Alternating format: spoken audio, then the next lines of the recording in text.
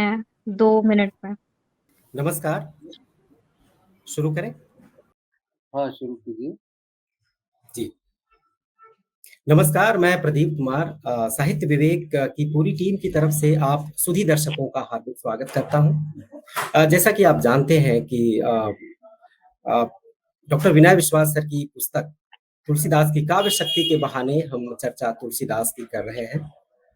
अ, यह वार्ता की छठी कड़ी है।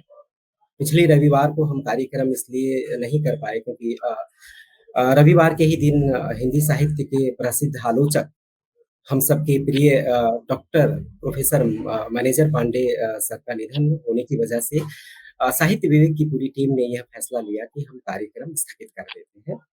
तो इस वजह से पिछले रविवार को हमारा कार्यक्रम नहीं हो पाया। अब तक जिन महत्वपूर्ण वक्ताओं ने साहित्य विवेक के फेसबुक पेज पर जिन्होंने अपने महत्वपूर्ण व्याख्यान दिए, उनमें गुरुवर डॉक्टर विश्वनाथ त्रिपाठी, रंजन कुमार सिंह, डॉक्टर विनय विश्वास। डॉक्टर विनय विश्वास सर, ये वार्ता की तीसरी कड़ी थी और इसलिए यह तीसरी जो कड़ी है इसलिए भी महत्वपूर्ण हो जाती है क्योंकि इन्होंने पुस्तक के बहाने जो उसके महत्वपूर्ण अंश थे पुस्तक के, उनका उन्होंने विश्लेषण किया और हम सबके सामने यह बात लेकर आए कि ये पुस्तक क्यों ज़रूरी है। तो उसके उन्होंने एक तरह से पाठ प्रस्तुति उन्होंने की थी। चौथी कड़ी में प्रोफेसर वेद प्रकाश, पांचवी कड़ी में प्रोफेसर नीरज कुमार और यह वार्ता की आज जो प्रोफेसर मनोज कुमार सिंह हमारे साथ हैं, दिल्ली विश्वविद्यालय के जाने माने प्रोफेसर और कवि आलोचक आज अपना वक्तव्य देंगे। तो आज की ये छठी कड़ी है जिसपे तुलसीदास के बहाने हम लोग बातचीत करेंगे। यह बेहद ही हर्ष की बात है कि साहित्य विवेक पर जो भी साहित्यिक बातचीत की जा रही है, आप सभी दर्शकों द्वारा बहुत ही मतलब उसे सराहा जा रहा है और काफ़ी सुना जा रहा है। तो ये हमारे लिए और ख़ास करके आप सभी दर्शकों के लिए भी ये काफ़ी उत्साहित करने वाली बात है और हमारे लिए हर्ष की बात तो है ही। अ ये आज हमारे बीच जो वक्ता हैं, जैसा कि मैंने कहा, प्रोफेसर मनोज कुमार सिंह दिल्ली विश्वविद्यालय में पढ़ाते हैं और इनका परिचय वैसे तो हम सभी जानते हैं, हमारे अग्रज रहे हैं। दक्षिण परिसर में हम सभी का एक साथ एक समय में काफ़ी उठना-बैठना हुआ। तो डॉक्टर मनोज कुमार सिंह सर हमारे अग्रज की तरह हैं, लेकिन फिर भी एक परिचय तो बनता ही है। डॉक्टर मनोज कुमार सिंह ने 1995 में दिल्ली विश्वविद्यालय से आधुनिक हिंदी कविता विशेष अध्ययन के साथ एमए की परीक्षा प्रथम श्रेणी में उत्तीर्ण की। विश्वविद्यालय आयोग के कनिष्ठ शोधवृत्ति के तहत रूस परंपरा की खोज के संदर्भ में आचार्य हजारी प्रसाद द्विवेदी की इतिहास दृष्टि नामक लघु शोध प्रबंध पर 1996 में दिल्ली विश्वविद्यालय से एमफिल की उपाधि प्राप्त की। विश्वविद्यालय अनुदान आयोग के वरिष्ठ शोधवृत्ति के तहत भक्ति आंदोलन का स्वरूप चिंतन और हिंदी आलोचना नामक शोध प्रबंध पर दिल्ली विश्वविद्यालय से 2002 में पीएचडी की उपाधि प्राप्त की। यह संयोग है कि इसी वर्ष देशबंधु महाविद्यालय के हिंदी विभाग में अस्थायी प्रवक्ता के रूप में डॉक्टर मनोज कुमार सिंह सर की नियुक्ति भी हो जाती है। देश के महत्वपूर्ण साहित्यिक पत्रिकाओं में 30 से अधिक आलेख तथा 20 से अधिक पत्र पत्रिकाओं में इनकी कविताएं प्रकाशित हैं। साथ ही समकालीन हिंदी कविता के अनेक काव्य संग्रहों में कविताएं भी संकलित हैं। कुछ कविताओं का फ्रेंच भाषा में भी अनुवाद हुआ है। भक्ति आंदोलन और हिंदी आलोचना पुस्तक का 2015 में प्रकाशन हुआ। राजेंद्र प्रसाद अकादमी, हिंदी अकादमी तथा लिखावट संस्थान की ओर से 2016 में इस पुस्तक पर राष्ट्रीय संगोष्ठी भी आयोजित की गई। हमारा जनतंत्र और मिथिलेश श्रीवास्तव की कविताएं पुस्तक के अतिरिक्त 3 और पुस्तकों का भी इन्होंने संपादन किया है। दिल्ली विश्वविद्यालय के 2 पीएचडी छात्रों का शोध निर्देशक भी हैं। साखी, अनभय साँचा, अपनी माटी तथा स्पार्क न्यूज जैसी पत्र पत्रिकाओं के साथ सक्रिय भागीदारी निभाते रहे हैं।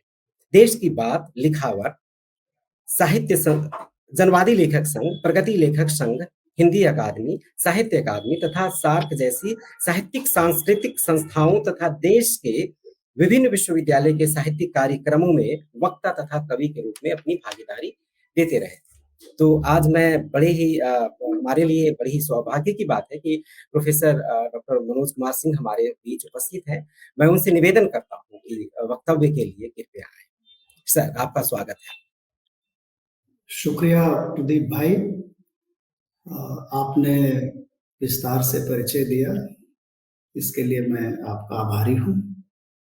इस कार्यक्रम में मुझे बोलने का मौका मिला, इसके लिए मैं इस पूरी टीम के प्रति आभार प्रकट करता हूँ। इस माध्यम पर जुड़े हुए सभी वरिष्ठ साथियों का और छात्रों का, मित्रों का मैं अभिवादन करता हूँ, स्वागत करता हूँ। दिल्ली विश्वविद्यालय की जो एक परंपरा रही है, जो शिक्षण क्लासरूम में होता है, उस पर उत्तर गोष्ठी परिसर में, पार्क में सीनियर लोगों के साथ, गुरुजनों के साथ हम लोग करते रहे हैं।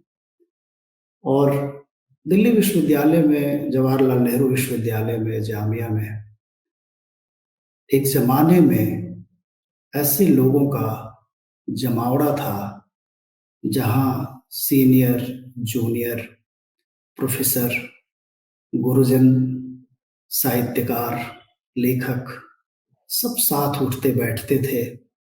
वहां न कोई छोटा था, न कोई बड़ा। ठीक वैसे ही जैसे किसी बड़े उद्देश्य के लिए समाज जब जब उठता है, तब लोग सब बराबर होते हैं।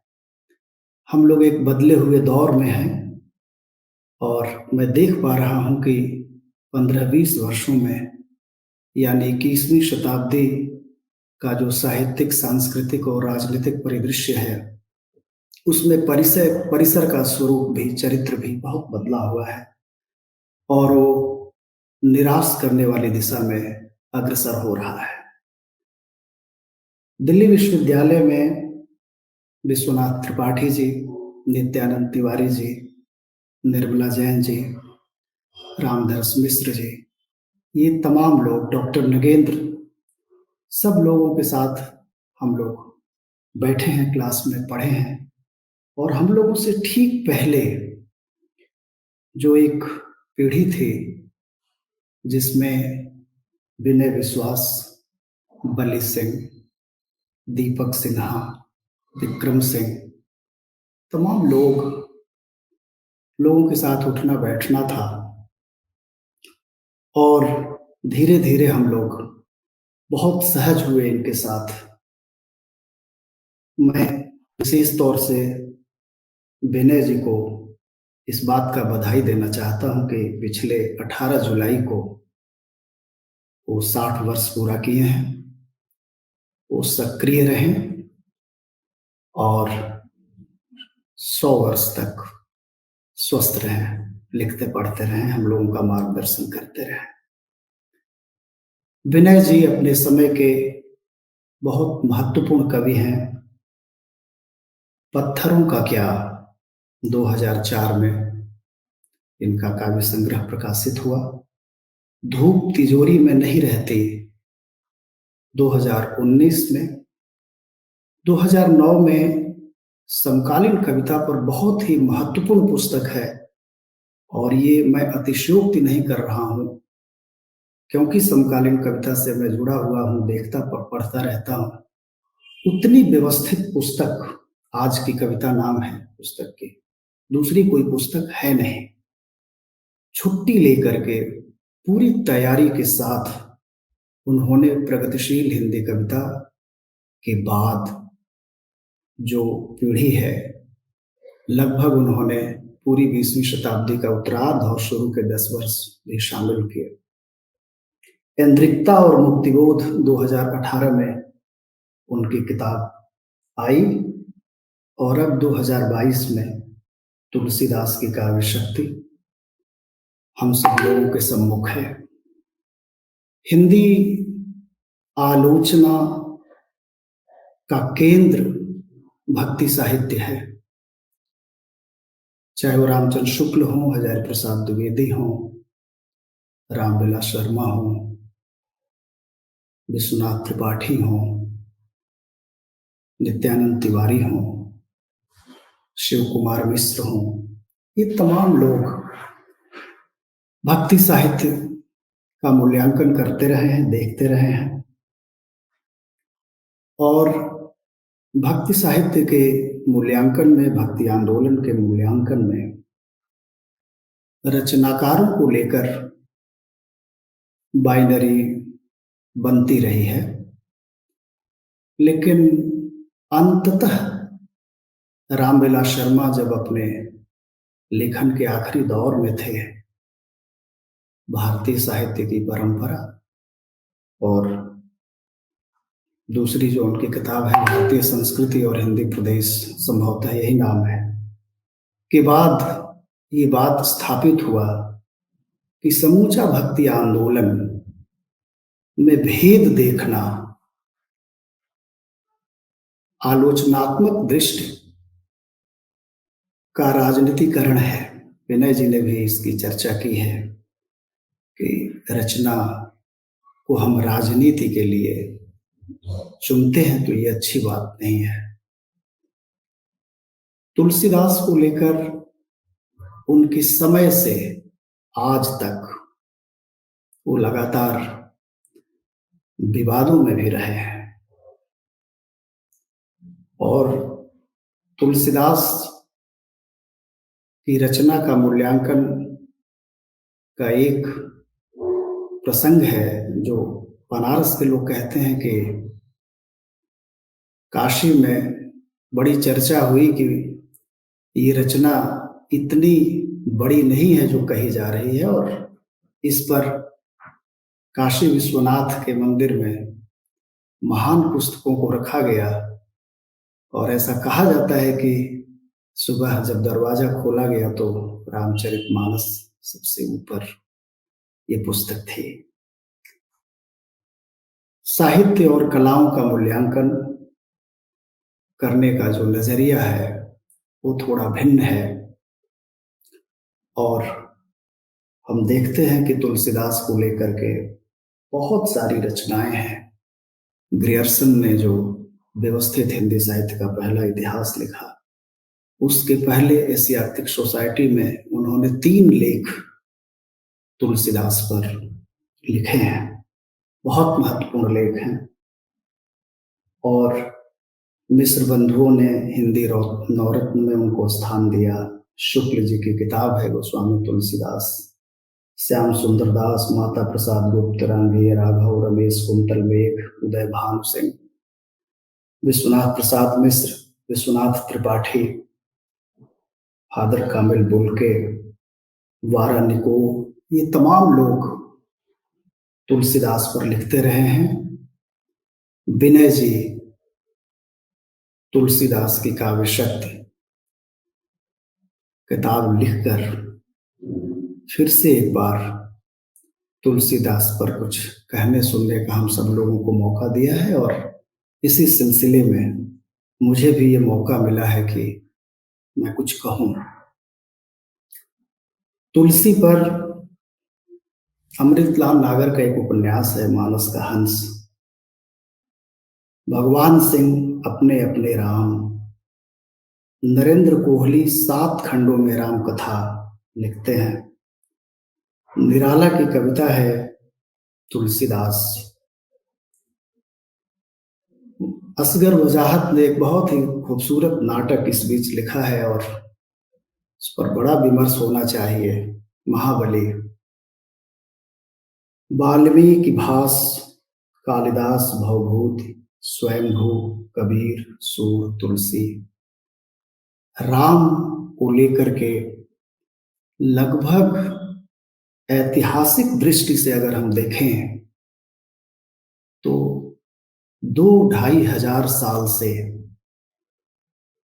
राम भारतीय जनमानस के केंद्र में है और विनय जी ने बहुत अच्छा किया है कि दार्शनिक विवादों में न जाकर जो तुलसी की कविता है,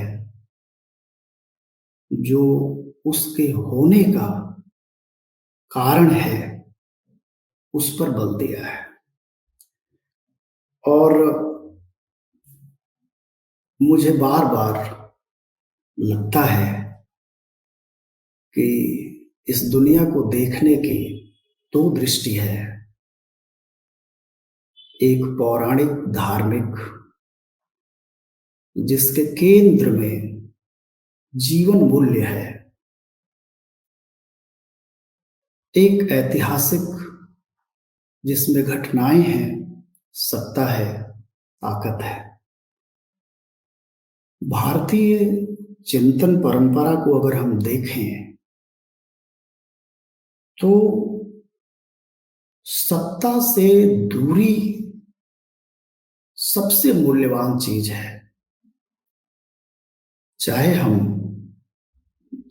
वैदिक साहित्य को अगर हम छोड़ दें, लौकिक साहित्य में अगर हम देखें तो लगातार सत्ता से जिन जिन लोगों ने दूरी बनाई, जनता ने उनको स्वीकार किया।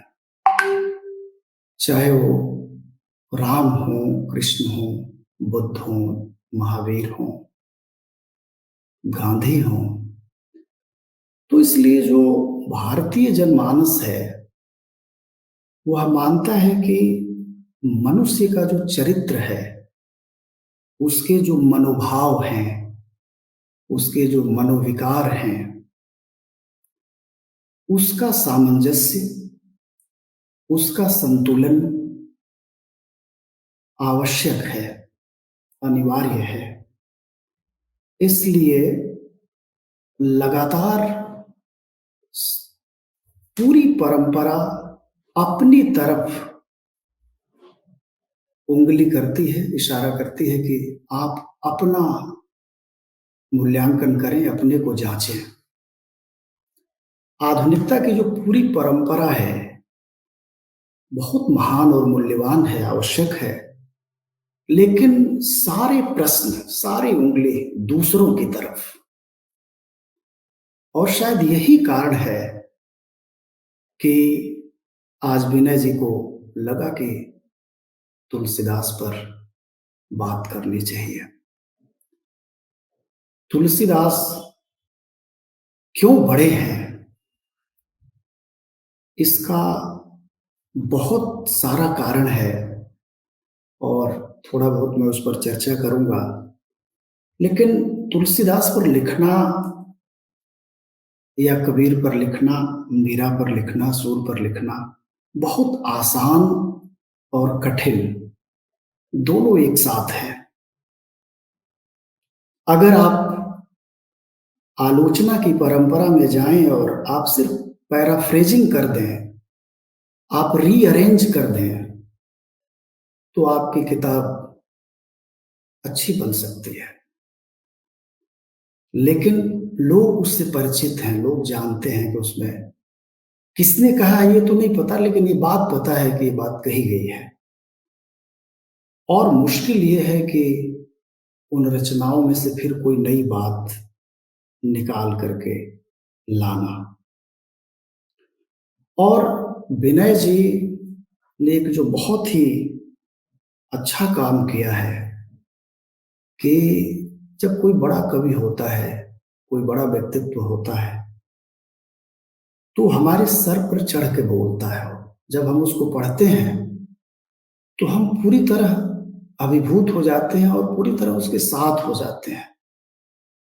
आलोचना में एक दूरी जरूरी है, लेकिन रचनाकार जब बहुत ताकतवर होता है तो उससे दूरी बनाना बहुत मुश्किल है। आप देखेंगे कि आलोचना की बहुत सारी पुस्तकें जो बहुत अच्छी हैं, उसमें इतने उदाहरण हैं कि आलोचना गायब है।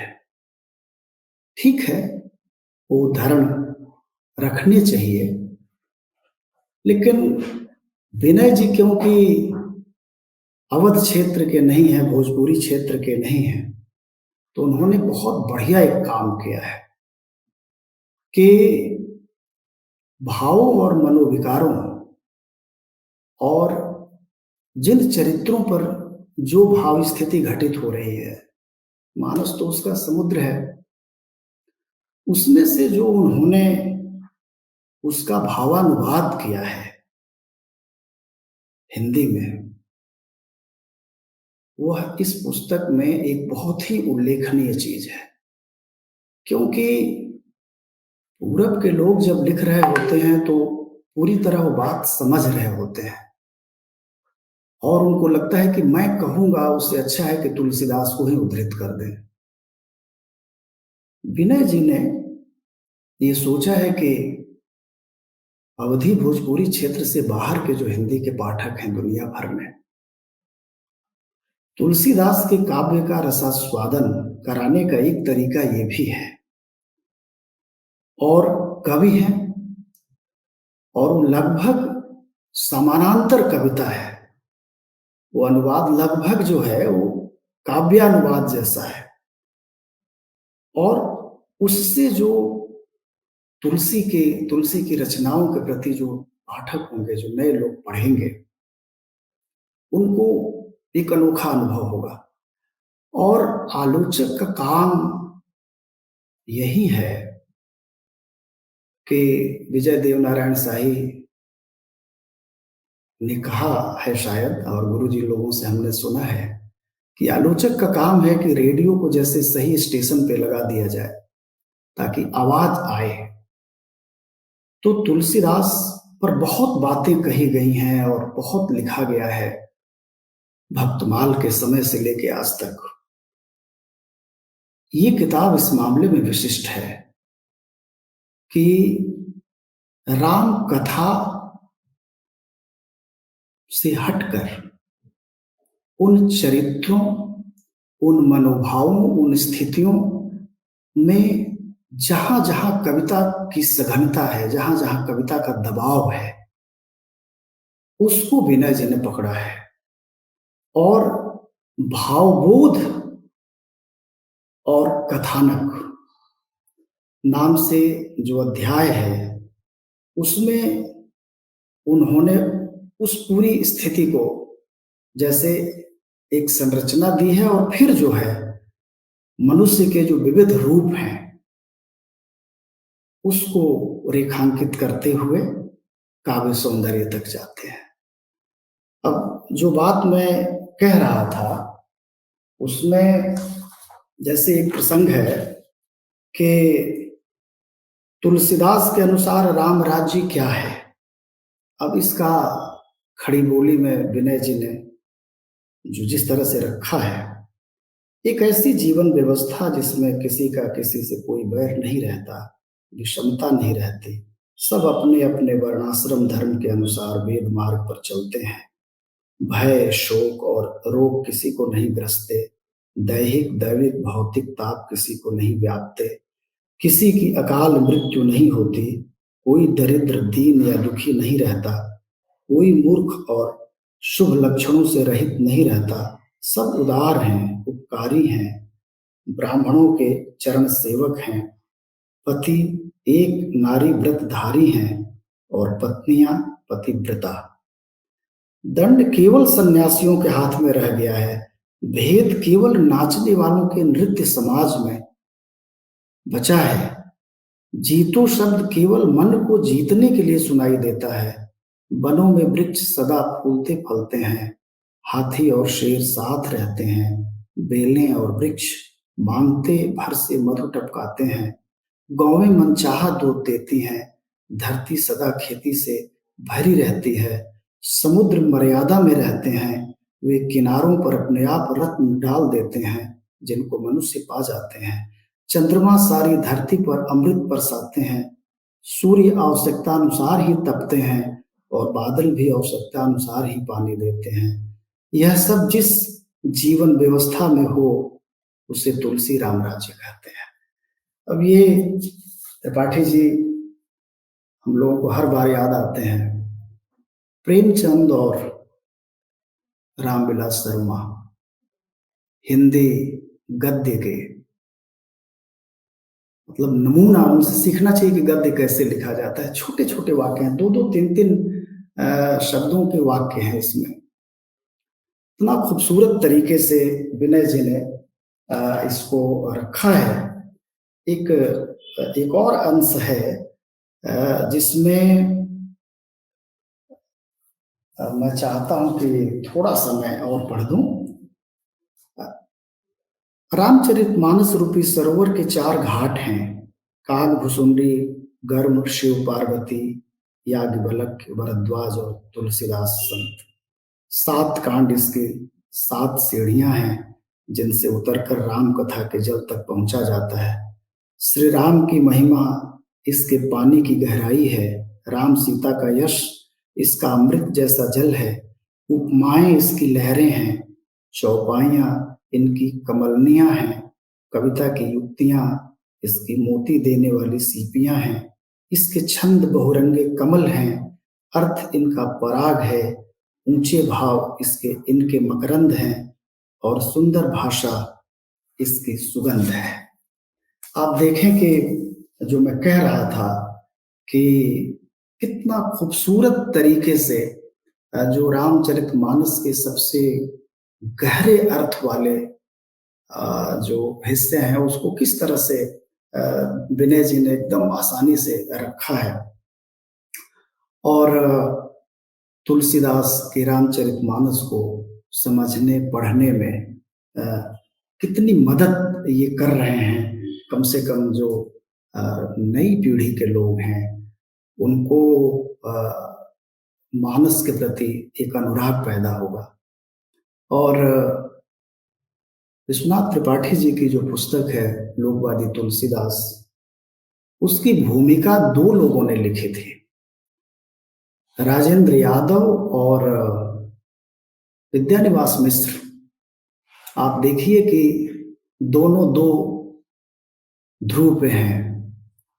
और राजेंद्र यादव ने कहा कि आपकी पुस्तक पढ़ के मुझे तुलसी के प्रति फिर से सोचने का लगा कि तुलसी के प्रति जो पूर्वाग्रह है मैं उसको फिर से सोचूं, विचार करूं उस पर।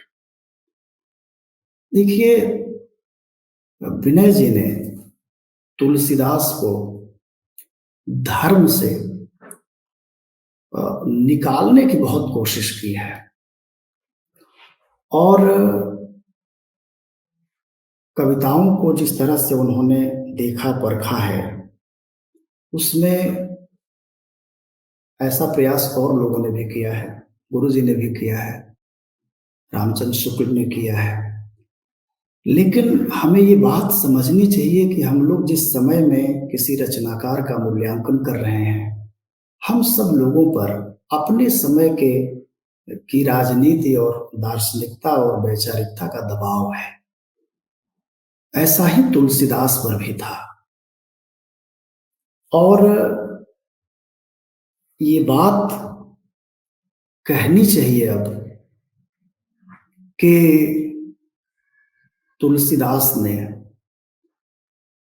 जो भारतीय समाज है उसको उसकी परंपरा से जोड़े रखने में, उसके जीवन मूल्यों से, उसके मानवीय पक्षों से जोड़े रखने में बहुत बड़ी भूमिका अदा की है। और तुलसीदास अपने समय में ही बड़े हो गए थे और आज तक हैं। असगर वजाहत अपने नाटक में तुलसीदास को महाबली साबित करते हैं और अकबर को उनके नीचे रखते हैं। ग्रियर्सन कालिदास से बड़ा कवि उनको मानते हैं। और हम देखें तो निराला उनको सांस्कृतिक सूर्य, और शुक्ल जी तो तुलसी को भारत हृदय, भारती कंठ, भक्त चिंतामणि, हिंदू जाति के रक्षक, कवि केसरी आदि आदि बात कहते हैं। मुझे ये लगता है कि दुनिया का कोई भी राष्ट्र और समाज को गढ़ने में सबसे बड़ी भूमिका मिथकों की और उन मिथकों को विकसित करने वाले महाकवियों की, कवियों की रही है। चाहे वो ग्रीक भाषा के मिथक हों या लैटिन भाषा के मिथक हों, संस्कृत के हों, क्योंकि मेरा भक्तिकाल पर काम है और मैं लगातार इसको देखता पढ़ता रहता हूँ, मुझे ये लगता है कि तुलसीदास ने वही काम किया जो एक समय में बुद्ध ने किया। बुद्ध के पहले की जो पूरी परंपरा थी, बुद्ध ने उसकी समीक्षा की, महावीर ने उसकी समीक्षा की। और भक्तिकाल में एक बहुत बड़ी बात है, और रामविलास जी ये बात कहते थे कि जो भारत की राष्ट्रीयताएं हैं उसको संगठित करने में, गढ़ने में कवियों की केंद्रीय भूमिका है। बुद्ध ने अपने समय की जो भाषा थी उसको छोड़ा और लोगों के बीच शास्त्र पर विमर्श किया और लोगों को धर्म का वास्तविक रूप सामने लाके रख दिया। महावीर ने ये काम किया और तमाम लोगों ने समय समय पर ये काम किया। महाभारत, रामायण को अगर हम देखें तो सभी भारतीय भाषाओं में इसमें जो चरित्र हैं, इसमें जो मिथक हैं या इतिहास है, जो भी है, उन सबको आधुनिक भारतीय भाषाओं में रचा बसा देखा गया कि लोग उसमें उसको रच रहे हैं। और शंकराचार्य ने जिस तरह से पूरे भारतीय समाज को, भारतीय परंपरा को संगठित करने का काम किया, तमाम दार्शनिकों ने किया, रामानुज ने किया, रामानंद ने किया, उसी तरह से जितनी चीजें चल रही थी, विनय जी ने बार बार इसमें स्वयंभू की भी चर्चा की है। मुझे ये लगता है कि राम के चरित्र का विकास, राम एक ऐसा चरित्र है जिसमें भारतीय समाज के जितने अनुभव हैं उन सबको, जो भी इसमें शुभ है, जो भी इसमें मंगल है, उसको कवियों ने उसमें वो जोड़ते चले गए हैं। जैसे कि ये माना कहा गया है, लिखा गया है कि वाल्मीकि के राम क्षत्रिय राम है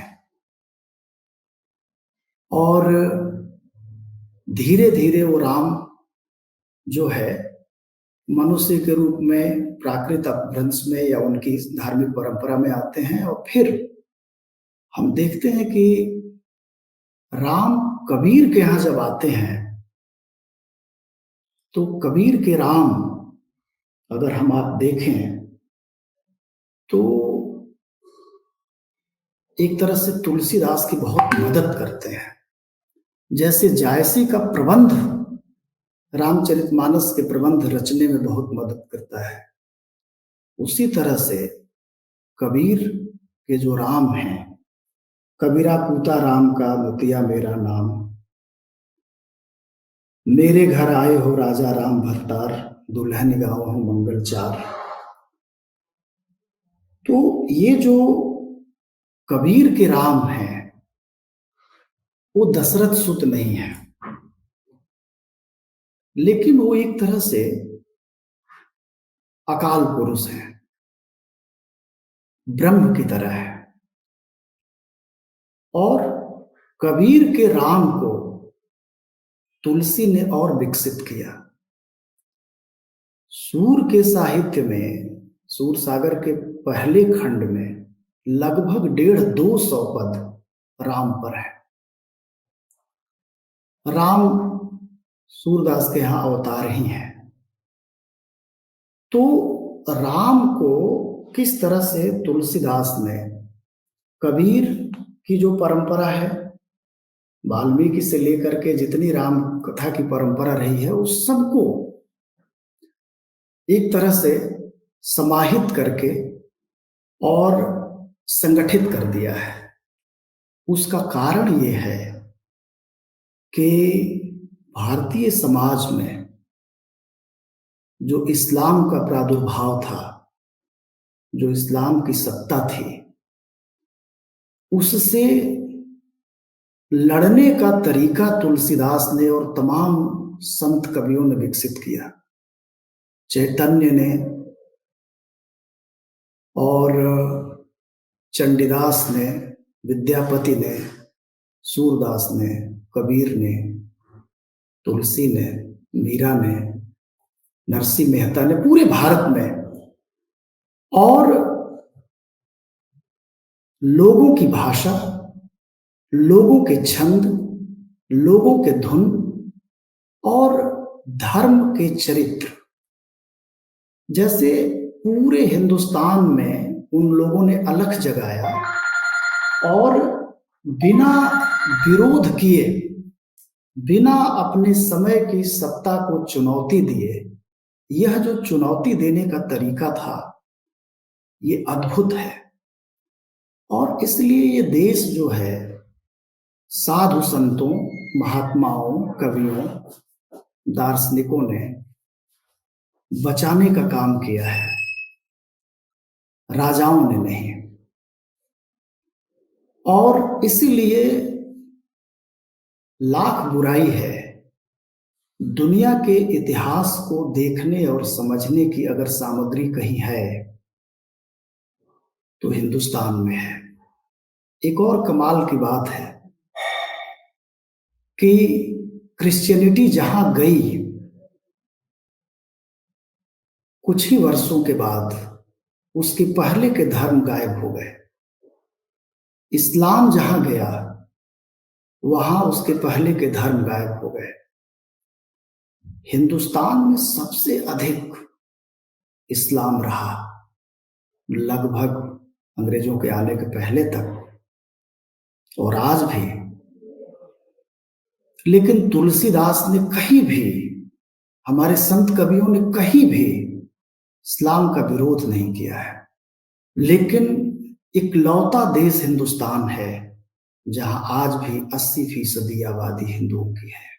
यह जो हमारी संस्कृति है, ये जो हमारी सभ्यता है, हमारी भाषाएं हैं, इन सबको गढ़ने में, बचाने में इन संतों का, इन कवियों का सबसे बड़ा योगदान है। इसी को विवेकानंद ने भी पहचाना, गांधी ने भी पहचाना, तिलक ने भी पहचाना, जवाहरलाल नेहरू ने भी पहचाना, अंबेडकर ने भी पहचाना, राम मनोहर लोहिया ने भी पहचाना। भारत में जो धर्म का स्वरूप है उस पर कलिकाल का जो वर्णन है, नारी मुई घर संपत नासी, मूड मुड़ाए होय सन्यासी, जाके नख और जटा विशाला, ते तपसी प्रसिद्ध कलिकाला, हुई है शिला सब चंद्रमुखी। तो ये तमाम जो चीजें थी, अच्छे और बुरे के बीच का भेद, ये भी तुलसी साहित्य और संत साहित्य की एक बहुत बड़ी विशेषता है। हमारे समय में यह है कि आप अगर हमारे साथ हैं तो आप सही हैं, आप हमारे साथ नहीं हैं तो आप गलत हैं। यह जो ध्रुवीकरण है, इससे मनुष्यता की सबसे अधिक क्षति हुई है, कलाओं की क्षति हुई है, विवेक का ह्रास हुआ है, स्वार्थ और लोलुपता बहुत बढ़ी है, व्यक्तिवाद चरम पर है, व्यवहारिकता जिसको भ्रष्टाचार कहते हैं वो एक इल्म की तरह लोग इस्तेमाल कर रहे हैं। शायद इसीलिए ये लग रहा है कि फिर से अपनी परंपरा को हम देखें, उसका मूल्यांकन करें, और जो लोग इस परंपरा के दावेदार हैं उनको परंपरा की सही समझ उन तक पहुंचाने के लिए ये जो उद्यम है, ये जो प्रयास है, जो तुलसीदास की काव्य शक्ति के रूप में विनय जी लेके आए हैं, अपने इस दौर से लड़ने के लिए ये बहुत अच्छा उपकरण है। और तुलसीदास ऐसे हैं कि उनका कोई विरोध नहीं कर सकता। उनका विरोध तो अकबर भी नहीं कर पाए। असगर के नाटक का एक अंश है। ये क्या है गोस्वामी? अकबर कहते हैं तुलसीदास, ये पोथियां हैं महाबली अकबर, इसमें क्या लिखा है? तुलसीदास, आपकी महानता की गाथाएं, गुजरात और सूरत में आपकी महान विजय, बंगाल में आपकी विजय पताकाएं, कश्मीर पर आपके अधिकार का विवरण, बलोचिस्तान और गंधार में मुगल सेनाओं की सफलताएं और दक्षिण पर आपका अधिकार, विरार और अहमदनगर पर आपकी विजय, महाबली, इन पोथियों में आपकी वीरता और शौर्य की ऐसी गाथाएं लिखी हैं जो आपको अमर कर देंगी। आपकी बुद्धिमत्ता और उदारता और क्षमाशीलता की दास्तानें भी इसमें लिखी हैं। आपका नाम इतिहास में हमेशा के लिए दर्ज हो जाएगा। आप इतिहास में अमर हो जाएंगे महाबली। अकबर पूछते हैं तुलसीदास से, और तुम? तुलसीदास, हम इतिहास में नहीं रहेंगे महाबली। अकबर, फिर तुम कहाँ रहोगे? तुलसीदास, वर्तमान में रहूंगा महाबली। अकबर, वर्तमान में? तुलसीदास, सदा वर्तमान में, सदा वर्तमान में रहूंगा, वर्तमान में, वर्तमान में। तुलसीदास का यह संवाद मंच के पीछे से इको करता है। तो ये जो पूरी तरह से असगर वजाहत एक कमाल कर रहे हैं। इसके पहले गांधी पर इनका एक अद्भुत नाटक है, और ये काम क्योंकि असगर वजाहत ने किया है इसलिए ये बहुत अच्छा है कि किस तरह से जो सत्ता है, जो ताकत है, वो इतिहास में अपनी जगह बना सकता है। एक बात और मन में है कि मैं कहूं कि समय की जो अवधारणा है वह दो है। पश्चिम के लोग ये मानते हैं कि एक घटना से दूसरी घटना के बीच समय है, और भारत में समय की अवधारणा निरंतरता में है, चक्रीय है। इंसान फसलों की तरह उगते हैं और चले जाते हैं। अगर कुछ बचता है, नैतिकता, ईमानदारी, प्रेम, घृणा, ईर्ष्या, द्वेष, तो ये जो भारतीय परंपरा में ये जो चार पुरुषार्थ है और 6 विकार हैं, काम, क्रोध, लोभ, मद, मोह, ईर्ष्या, अगर हम ये देखें कि इंसान आ रहा है और जा रहा है, इस जगत को अच्छा बनाने के लिए इसमें संतुलन की आवश्यकता है। इसमें जब जब संतुलन की कमी हुई है उसी को रावण कहा गया है। तो अगर ऐतिहासिक बोध नहीं है तथाकथित रूप से, तो उससे भी बड़ी ये चीज है कि आप अपने जाने के बाद भी इस पृथ्वी को यह चीजें दे के जाएं। नैतिकता, ईमानदारी, प्रेम, संबंध, निर्वाह। आप देखें कि तुलसीदास अकबर के समकालीन हैं और विलियम शेक्सपियर के भी समकालीन हैं, और अकबर एलिजाबेथ के समकालीन। विलियम शेक्सपियर ने जो अंग्रेजी एक तरह से ठीक ठीक खड़ी होती है उनके समय में, उनके पहले 1-2 लोग बड़े पोएट हैं। तो विलियम शेक्सपियर के नाटकों में के केंद्र में परिवार है। विनय जी ने एक बात कही है और भी लोग ये बात करते हैं। परिवार जीवन के केंद्र में, समाज के केंद्र में, साहित्य के केंद्र में सिर्फ हिंदी में नहीं है, पूरी दुनिया के साहित्य में है। पश्चिम में भी केंद्र में परिवार ही है, व्यक्ति, परिवार, समाज, राष्ट्र। तो विलियम शेक्सपियर के नाटकों की मकबूलियत का सबसे बड़ा जो कारण है, सिर्फ उनके नाटकों में धोखा है, छल है, छलावा है, संबंधों के प्रति कोई निष्ठा नहीं है।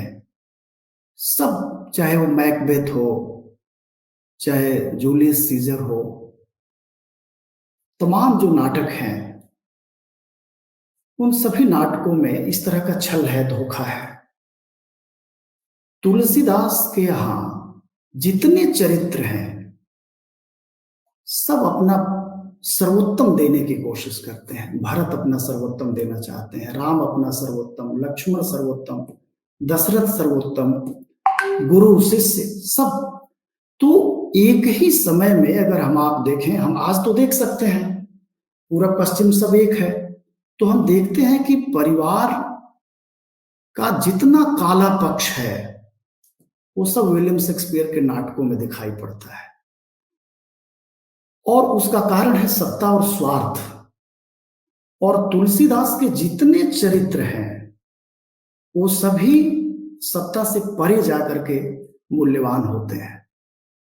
तो जो चरित्रों की निरंतरता है, या जो राम के चरित्र का जो विस्तार है, उसका कारण ये है कि मानवीय मूल्यों को, जैसे राम कथा के सभी चरित्रों में पिरो दिया है तुलसीदास ने। और इसलिए मुझे ये लगता है कि पूरी जो भक्ति की परंपरा है, नानक, कबीर, रैदास, मीरा, सबकी जो परंपरा है, सबसे बाद में आते हैं तुलसीदास। और सबका उन्होंने एक तरह से सबसे ले लिया है। आप कबीर को पढ़ें, कबीर के जो राम हैं वो राम नाम अनियाले तीर, जेहि लागे सो जाने पीर। तो जो राम है वो मूल्य का प्रतीक है, वो प्रेम का प्रतीक है, वो नैतिकता का प्रतीक है। तो कहीं विरोध नहीं है। वो जो थोड़ा बहुत विरोध है वो भक्ति काल में है, जो बुरे हैं उनको बुरा कहा जाता है, सर्वथा किसी का निषेध नहीं है। तो इसलिए हम अगर पूरी परंपरा को देखें तो मुझे लगता है कि दुनिया भर के समाजों में जो मिथक है, और मिथक जो महाकाव्यों के केंद्र में होता है, रचनाओं के केंद्र में होता है, वह जैसे उस समाज और राष्ट्र और उस जातीयता को संगठित करने का काम करता है, और उसकी मेमोरी लेन को, उसकी स्मृति को वो बार बार नया करता है। और मुझे लगता है कि विनय जी की यह जो पुस्तक है, मैं सबसे अपील करूंगा कि आप जरूर पढ़ें। विनय पत्रिका का एक प्रसंग है, और अरुण कमल ने अपने काव्य संकलन के एक पहले पृष्ठ पर उसका जिक्र किया है। तुलसीदास निवेदन करते हैं राम से कि मेरे बारे में जो लोगों की राय है उसको अगर आप आधार बना के पढ़ेंगे तो आप मेरी रचना के साथ न्याय नहीं करेंगे। इसलिए मैं अपील करता हूं कि यह विनय जी की किताब तुलसीदास पर बहुत खूबसूरत तरीके से, बहुत खुले मन से ये किताब लिखी गई है, और ये सोच समझ के लिखी गई है कि इस दौर में जब भक्ति का ज्वार है, ऐसे में जो भक्ति साहित्य का वास्तविक स्वरूप है, जो हमारे बुजुर्ग हैं, जो हमारे कवि हैं, उन लोगों ने मनुष्यता की रक्षा के लिए हमारे मिथकों का, हमारे पौराणिक चरित्रों का जो सृजनात्मक उपयोग किया है, उसकी स्मृति दिलाने के लिए, उनको फिर से एक बार देखने और पढ़ने के लिए विनय जी ने हम सब लोगों को न्योता दिया है। मैं इस पुस्तक के लिए उनको बधाई देता हूं, और इस मंच का मैं शुक्रगुजार हूं कि इस किताब के माध्यम से तुलसीदास जैसे महान कवि पर कुछ कहने का मौका दिया और मैंने खुल करके ये बात कही कि वो धर्म हो या संप्रदाय हो, खुल के बात कहनी चाहिए। हम आप जो एकांत में बात करते हैं, उस बात को मंच पे लाना चाहिए। इसलिए मुझे लगता है कि असगर वजाहत का जो नाटक है महाबली और तुलसीदास की काव्य शक्ति, एक आलोचना पुस्तक है और एक नाटक है। इन दोनों रचनाओं को अगर आप एक साथ रख के देखेंगे तो मध्यकालीन साहित्य के बारे में, जिसको हम लोग रामविलास जी ने लगभग स्थापित किया है कि वह प्री मॉडर्न एरा है, वो हमारा रेनेसां है जो यूरोप के रेनेसां से पहले है। मार्टिन लूथर से कबीर थोड़े सीनियर हैं। तो इसलिए पूरी दुनिया के साहित्य को सामने रखते हुए, विमर्शों को सामने रखते हुए, तुलसीदास को और अपनी परंपरा को हम लोगों को फिर से देखना परखना चाहिए। विनय जी की ये किताब फिर से मैं कह रहा हूं कि आप सब लोग जरूर पढ़ें और इस पर अपनी प्रतिक्रिया दें। मैं एक बार फिर से भाई प्रदीप को, विनय जी को और इस मंच में जो भी साथी शामिल हैं उन सबका आभार प्रकट करता हूं। धन्यवाद करता हूं कि मुझे कुछ कहने का मौका मिला। शुक्रिया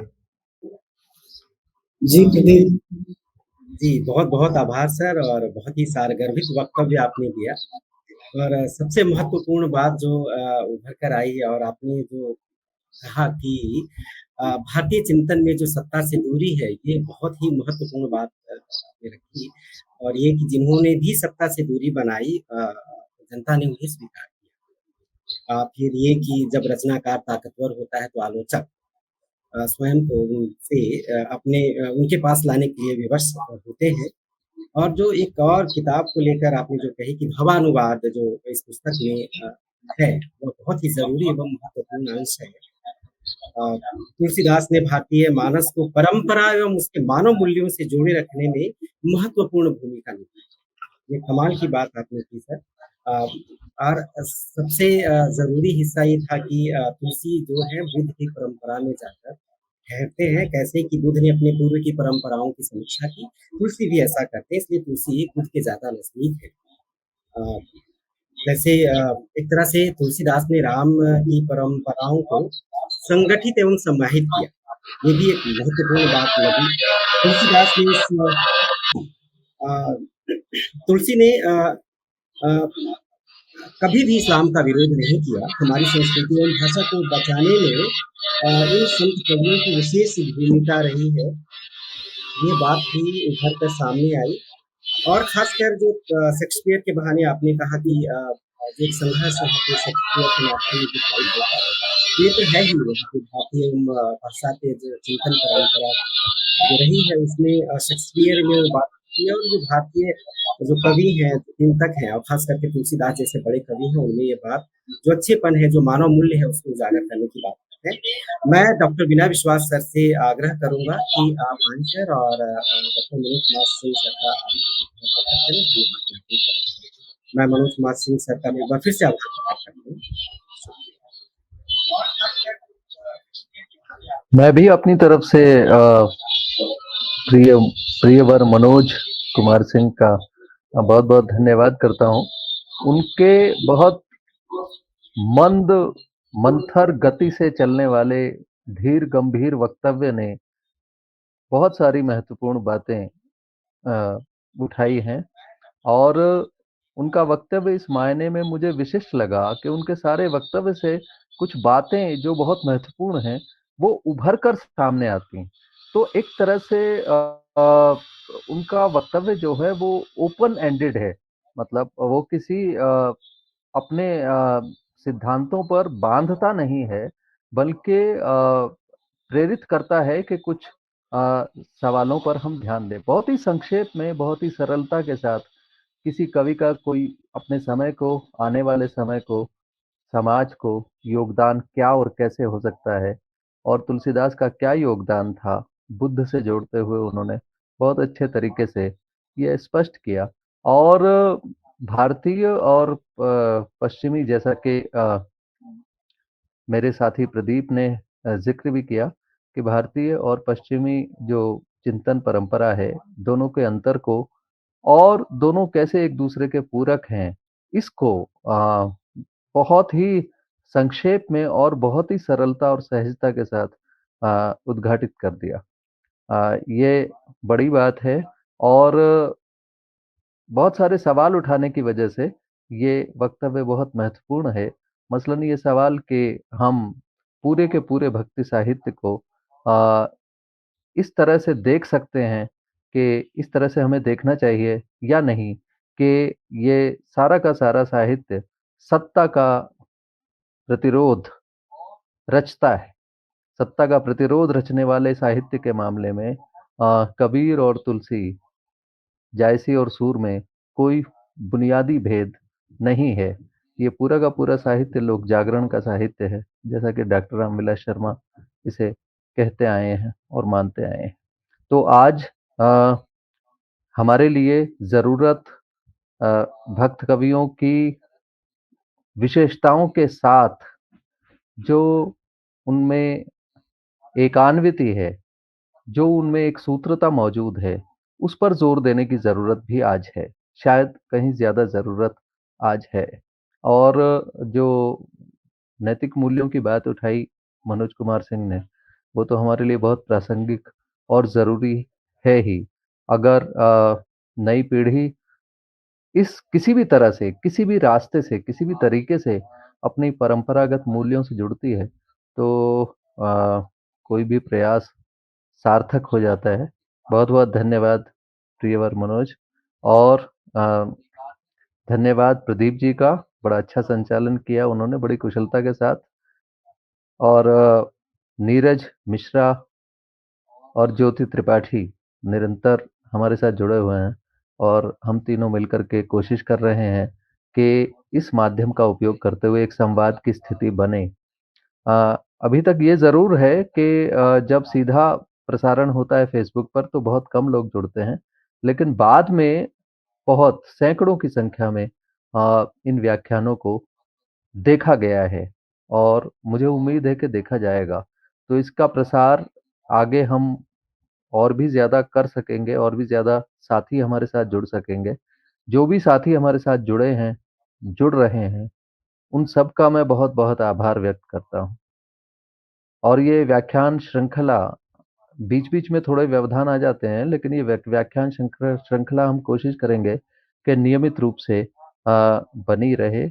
और ये तभी संभव है कि जब आप सब लोग अधिक से अधिक संख्या में जुड़े और अपने साथियों को भी प्रेरित करें, अपने परिजनों को भी प्रेरित करें कि वे इस कोशिश में साथ आएं।